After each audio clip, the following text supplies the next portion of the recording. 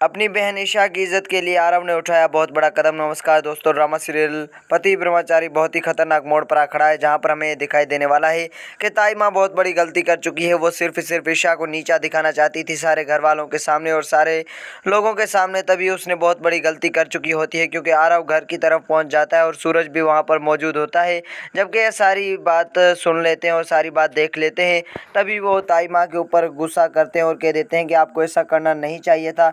मगर अब यहाँ पर बहुत बड़ा कदम उठाने वाला है आरव। वो आरव कह देता है कि इस घर के अंदर कुछ भी नहीं है ताई माँ आपका, क्योंकि ये घर में अरे बाप गुलाब सिंह का है। मैं इस घर से तुम्हें निकालने वाला हूँ और तुम इस घर के अंदर रह ही नहीं सकती है जब तक मैं तुम्हें इजाज़त नहीं दूंगा। तभी ताई माँ अब माफ़ी मांगने वाली है और कह देती है कि मुझे माफ़ कर दो बेटा, मैंने बहुत बड़ी गलती कर ली ईशा के साथ, मुझे ऐसा नहीं करना चाहिए था। मगर यहाँ पर जैसे ही ताई माँ माफ़ी मांगने की कोशिश करते हैं, तभी सूरज का भी गुस्सा फूट उठता है आरव के ऊपर, क्योंकि उसे अपनी ताई माँ को माफ़ी मांगता हुआ देखकर तो बुरा लगता है। मगर वहाँ पर आरव कह देता है कि इस घर के अंदर सिर्फ ईशा और मेरा हक है और कोई भी अपना हक यहाँ पर नहीं जता सकता। तभी ताई माँ घुटनों के बल बैठ जाती है और कह देती है कि मुझे माफ़ कर दो आरव बेटा, मैंने बहुत बड़ी गलती कर ली है, मैं ईशा से माफ़ी मांगने के लिए तैयार हूँ। मगर आरव आखिरी फैसला सुना देता है और कह देता है कि इतनी बड़ी बेइज्जती के बाद हम किसी को ऐसे माफ़ नहीं करेंगे। हम तुम्हें घर से निकालना चाहते हैं तो तुम्हें घर से निकलना होगा।